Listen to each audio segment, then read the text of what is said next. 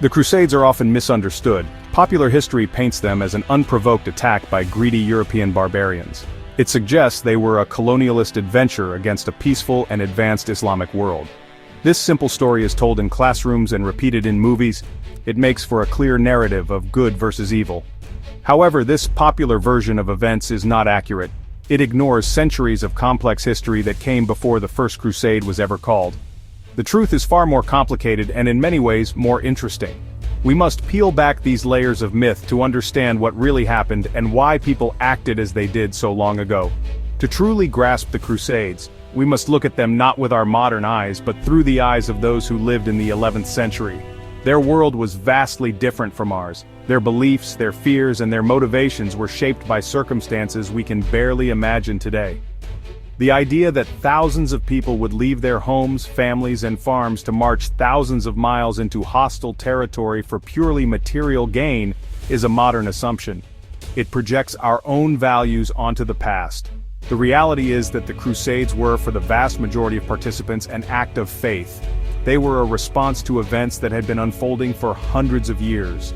Modern scholarship has done much to correct the record. Historians now have a clearer picture of the political and religious climate of the time. We understand that the Crusades were not the beginning of a conflict, but a turning point in one that was already very old. They were a counterattack. For nearly 450 years before the First Crusade, Christian lands had been subject to relentless attacks and conquest. The Islamic Empire had expanded dramatically, often by military force, absorbing territories that were once the heartland of Christianity. This long history of conflict is the essential, and often missing, piece of the puzzle. Therefore, this essay will re-examine the story of the Crusades. We will explore the long-running tensions between the Christian and Islamic worlds that set the stage for war. We will look at the specific events that triggered Pope Urban II's famous call to arms in 1095. We will consider the perspective of the European knights and pilgrims who answered that call, understanding their actions as a defensive measure and an act of religious devotion. By setting aside the popular myths, we can arrive at a more accurate and nuanced understanding of one of the most significant events in world history, acknowledging the complexities and motivations on all sides of the conflict. To understand the Crusades, we must first understand the world before them. By the year 1000, Christianity had been the dominant religion of the Roman Empire and its successors for centuries. Its most sacred sites, including Jerusalem, Bethlehem, and Antioch, were located in the Middle East. These were not distant, mythical places. They were the very heart of the Christian faith. For generations, devout Christians had made long and difficult pilgrimages to walk in the footsteps of Jesus and the apostles. These journeys were a central part of their religious life, a way to connect directly with the foundations of their beliefs. The lands of the Bible were an integral part of the Christian world. However, the political map had been violently redrawn starting in the 7th century. Following the life of the Prophet Muhammad, Arab armies, united by the new faith of Islam, expanded with incredible speed. They swept out of the Arabian Peninsula and conquered vast territories. Within a single century, 2/3 of the old Christian world had fallen under Islamic rule. This included the historic Christian centers of the Middle East and North Africa, such as Egypt, Syria, and the entire northern coast of Africa, which had been home to influential Christian thinkers like St. Augustine. This was not a peaceful conversion, it was a military conquest that fundamentally changed the balance of power. Life for Christians living in these conquered lands, known as dhimmis, became precarious. While they were sometimes tolerated, they were subjected to a special tax, the jizya, and faced numerous legal and social restrictions. They were second-class citizens in their own homelands. Building new churches or repairing old ones was often forbidden. Public displays of Christian symbols like the cross were outlawed in many places. Over the centuries, the pressure to convert to Islam was immense, and the Christian population in these regions steadily declined. The vibrant Christian cultures of Egypt and Syria slowly faded under the weight of these systematic pressures. Meanwhile, Islamic armies did not stop at the Middle East. They crossed the Strait of Gibraltar and conquered most of Spain, establishing a powerful presence on the European continent itself. They raided deep into France, reaching as far as Tours, where they were finally pushed back by Charles Martel in 732. For the next several centuries, Muslim forces continued to raid the coasts of Italy and France, sacking cities and taking thousands of people into slavery. Even Rome itself was attacked in 846, with the raiders desecrating the basilicas of St. Peter and St. Paul. This was the reality for Europeans for generations, a state of constant, low-level warfare against a powerful and expansionist neighbor. The situation in the 11th century grew even more dire, providing the direct trigger for the Crusades. A new and aggressive power had emerged in the east, the Seljuk Turks. Having converted to Islam, they swept through Persia and into the Middle East, displacing the more established Arab dynasties. The Seljuks were formidable warriors, and were far less tolerant of non-Muslims than some of the rulers who had come before them. In 1071, they inflicted a devastating defeat on the Byzantine army at the Battle of Manzikert. This battle was a catastrophe for the Eastern Roman Empire, as it shattered their military power and opened up the heartland of Anatolia, modern-day Turkey, to conquest. The fall of Anatolia was a seismic shock to the Christian world. This region had been a core territory of the Byzantine Empire for over 700 years, and was home to millions of Christians and countless ancient churches. The Seljuk conquest was brutal. Cities were sacked, populations were massacred or enslaved, and churches were destroyed or converted into mosques. Christian pilgrims, who had for centuries traveled to the Holy Land, now faced extreme danger. The roads became unsafe, and pilgrims were frequently robbed, tortured, or killed by Turkish warlords who now controlled the routes. The relative stability that had allowed for pilgrimage, even under Islamic rule, was shattered completely. The Byzantine Emperor, Alexios I Komnenos, found himself in a desperate position. His empire was crumbling, and his armies were too weak to stop the Seljuk advance. The Turks were at the gates of Constantinople, the greatest city in Christendom. Facing the potential extinction of his empire, Alexios put aside centuries of religious rivalry between the Eastern Orthodox and Western Catholic churches. In 1095 he sent envoys to Pope Urban II in Italy. He pleaded for help from his fellow Christians in the West. He asked for trained soldiers, mercenaries to help him push back the Turkish invaders and reclaim the lost Christian lands of Anatolia. This appeal for aid was the immediate cause of the First Crusade. It was not a sudden impulse or a scheme for plunder hatched in a vacuum. It was a direct response to a specific military and humanitarian crisis that threatened to extinguish one of the oldest Christian civilizations. The Eastern Roman Empire, the last remnant of ancient Rome, was on the brink of collapse. The holy sites of Christianity were not only under the control of a hostile power, but were now largely inaccessible and being actively desecrated. The plea from the East forced the Pope and the leaders of Western Europe to make a choice: stand by and watch, or act. Pope Urban II received the Byzantine Emperor's plea for help and recognized the gravity of the situation. He was not just a religious leader but also a savvy political operator who understood the dangers facing Christendom. He knew that the fall of Constantinople would be a disaster, leaving Europe's eastern flank wide open to invasion. He also saw an opportunity to channel the violent energies of Europe's knightly class toward a common, righteous cause. Instead of fighting one another in petty feudal wars, they could unite to defend their faith and their fellow Christians in the East. He decided to make his appeal public and on a grand scale. In November 1095, Urban convened a great church council in the town of Clermont in central France. After dealing with matters of church reform, he stepped outside to address the enormous crowd of clergy and common folk that had gathered. His speech, delivered in an open field, is one of the most influential in history. He described in graphic detail the suffering of the Eastern Christians under Turkish rule. He spoke of the desecration of churches, the persecution of believers, and the brutal treatment of pilgrims who dared to travel to Jerusalem. He painted a vivid picture of a crisis that demanded an immediate and powerful response. Urban's call was for an armed pilgrimage, a holy war to reclaim the Holy Land and aid the Byzantine Empire. He framed this endeavor not as an act of aggression, but as a defensive war. The knights of Christendom were to go to the aid of their oppressed brethren. He promised those who took up the cross, who took the crusade, a remission of their sins. This was a powerful motivator in a deeply religious age where the fear of damnation was very real. The journey would be long and perilous, but the spiritual reward was immense. It was a chance for a violent warrior class to use their skills in the service of God.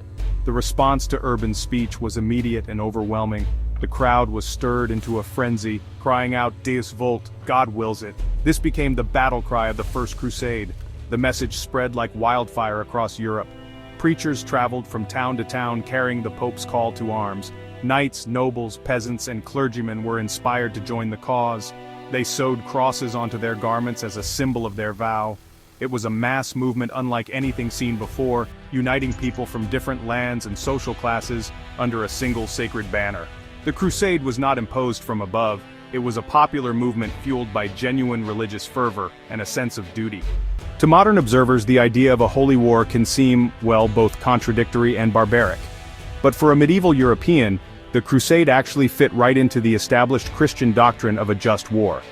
This concept, first articulated by thinkers like St. Augustine, laid out specific conditions under which warfare could be morally permissible. A just war had to have a just cause, like defending against attack or reclaiming something that was wrongly taken. It had to be declared by a legitimate authority, and it had to be fought with the right intention, to secure peace and justice, not for personal gain or cruelty. From the perspective of an 11th century knight, the First Crusade met all of these criteria. The just cause was, in their minds, undeniable. For centuries, Christian lands and people had been under attack, and the recent Seljuk conquests posed a grave and immediate threat. The call to arms came from the highest legitimate authority they recognized in spiritual matters, the Pope himself, who was responding to a plea from another legitimate authority, the Byzantine Emperor. The intention was framed as a righteous one, to liberate oppressed Christians and secure safe passage for pilgrims to the holiest sites of their faith. It was seen as an act of love and charity for their suffering neighbors. Furthermore, the men who joined the First Crusade were not, as is so often claimed, primarily motivated by greed. Modern analysis of charters and records actually shows that the vast majority of crusaders sold or mortgaged their own lands and possessions just to finance their journey. Going on crusade was an incredibly expensive undertaking, and most participants returned with nothing but their lives, if they were lucky. Many nobles and knights faced financial ruin. This was definitely not a get-rich-quick scheme. It was an enormous personal and economic sacrifice undertaken for reasons that were, in their minds, entirely spiritual. They were warriors, and this was their ultimate act of service to God. The concept of pilgrimage was also central to the Crusader mindset. They did not see themselves merely as soldiers, but as armed pilgrims on the most sacred journey possible. The goal was not conquest for its own sake, but the liberation of Jerusalem, the city where Christ had died and was resurrected. By undertaking this dangerous journey, they believed they were participating in a profound act of penance and devotion. They saw themselves as literally walking the path to salvation. This fusion of warrior ethos and pilgrim piety is crucial to understanding why so many thousands were willing to endure unimaginable hardship and risk everything to march to a distant land. When the first wave of crusaders arrived in the Middle East, the Islamic world was, honestly, politically fragmented and largely unprepared. The great, unified Abbasid Caliphate had long since fractured into competing local dynasties and warlords. In the late 11th century, the region was a complex patchwork of rival emirates, with Seljuk Turks, Fatimids in Egypt, and various Arab rulers all vying for power and influence. These groups were often as busy fighting each other as they were concerned with external threats. The initial arrival of the Franj, as the Arabs called the Franks, was not seen as a major civilizational clash, but rather as another Byzantine military expedition, using Western mercenaries. The early Muslim response was therefore disjointed and, well, ineffective. Local rulers underestimated the size, strength, and determination of the crusading armies. They failed to unite against the common foe, with some even attempting to form temporary alliances with the Crusaders against their own Muslim rivals. This internal division allowed the First Crusade to achieve its surprising and honestly remarkable success. The Crusaders were able to march through Anatolia, capture the great city of Antioch after a long siege, and ultimately storm the walls of Jerusalem in 1099, an event that would have been unthinkable if the Islamic powers had been united. The capture of Jerusalem by the Crusaders was a profound shock and humiliation for the Islamic world. The city, known as Al-Quds, the Holy, was also sacred to Muslims, believed to be the site of the Prophet Muhammad's night journey. The brutal sack of the city and the massacre of its inhabitants, both Muslim and Jewish, left a deep and lasting scar. This event finally awakened the Muslim world to the true nature of the threat. It took several decades, but a powerful counter-crusade movement, a jihad, began to take shape. This was a call for Muslims to unite and drive the Frankish invaders out of their lands. This counter-crusade was championed by a series of powerful and charismatic leaders. Figures like Imad ad-Din Zangi, his son Nur al-Din, and most famously, Salah al-Din, Saladin, rose to prominence by uniting Syria and Egypt under a single banner. They preached a message of religious revival and military unity against the Christian occupiers. Saladin, in particular, became a legendary figure, renowned for his military skill, chivalry, and piety. His recapture of Jerusalem in 1187, after the Battle of Hattin, was a major victory that reversed many of the Crusaders' gains and solidified his status as a hero of the Islamic world, setting the stage for further crusades from Europe. The Crusades created a lasting and dynamic zone of interaction between Western Europe and the Middle East. The establishment of the Crusader states, the Kingdom of Jerusalem, the County of Edessa, the Principality of Antioch, and the County of Tripoli, meant that Europeans lived in the Levant for nearly 200 years. This prolonged contact led to a significant exchange of ideas, technologies, and goods. Europeans were exposed to a culture that was, in many respects, more sophisticated than their own at the time.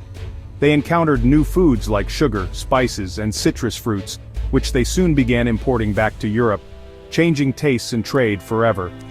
The military consequences were also profound. Europeans learned a great deal about siege warfare, castle construction, and military tactics from their Byzantine and Muslim adversaries.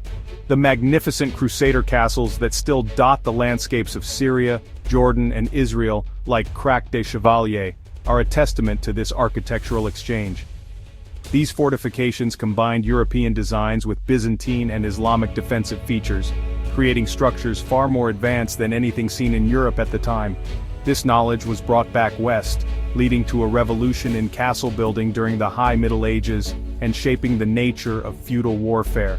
Economically, the Crusades provided a massive stimulus to the maritime republics of Italy, particularly Venice, Genoa, and Pisa. These cities provided the transportation, supplies, and financing for the crusading armies. In return, they gained lucrative trading posts and commercial privileges in the Crusader states. This allowed them to dominate trade in the eastern Mediterranean, bringing immense wealth and power back to Italy. This commercial boom helped to finance the Italian Renaissance and laid the groundwork for the development of modern banking and finance, as institutions were created to manage the complex logistics and vast sums of money involved in the Crusades. Culturally, the exchange was more subtle but equally important. While there was often conflict, there were also periods of peaceful coexistence and intellectual curiosity. Scholars translated Arabic works on medicine, mathematics, and philosophy into Latin, reintroducing lost classical knowledge from figures like Aristotle to the West via Arabic commentators. While the image of the Crusader is one of constant warfare, the reality in the Crusader states was often one of pragmatic interaction. Europeans adopted some local customs, and a unique Levantine Frankish culture emerged. This long encounter, though born of conflict, undeniably broadened Europe's horizons and helped to awaken it from its so-called Dark Ages. The Crusades ultimately failed in their primary objective of permanently securing the Holy Land for Christendom. By 1291, with the fall of Acre, the last Crusader stronghold on the mainland had been lost. However, their impact on the long-term development of both the Western and Islamic worlds was immense, and honestly, undeniable. For Europe, the Crusades were a transformative experience. They marked the first time that the continent had united in a common enterprise, helping to forge a collective European identity rooted in the concept of Christendom. This collective effort stimulated trade, accelerated urbanization, and strengthened the power of monarchies and the papacy. In the Islamic world, the legacy was equally complex. The threat of the Crusaders forced a degree of political unity that had been absent for centuries, particularly under leaders like Saladin.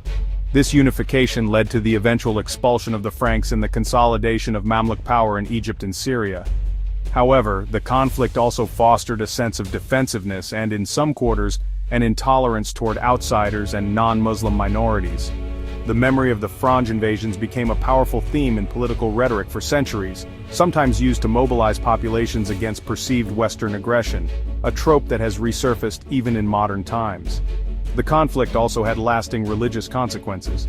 While the Crusades began partly as an effort to aid the Byzantine Empire, they ended up causing an irreparable schism between the Eastern Orthodox and Western Catholic churches. The sack of Constantinople in 1204 by the Knights of the Fourth Crusade was an act of shocking betrayal that Eastern Christians never forgave.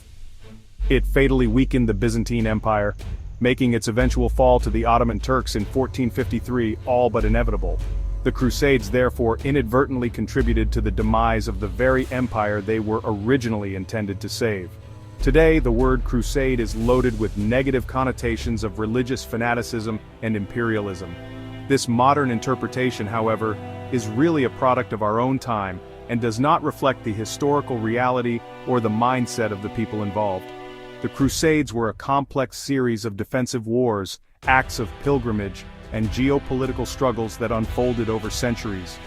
They were a response to a long history of Islamic expansion and a direct reaction to a crisis threatening the Christian world. To understand them is to understand a world where faith, honor, and duty were the most powerful forces driving human action, a world very different from our own.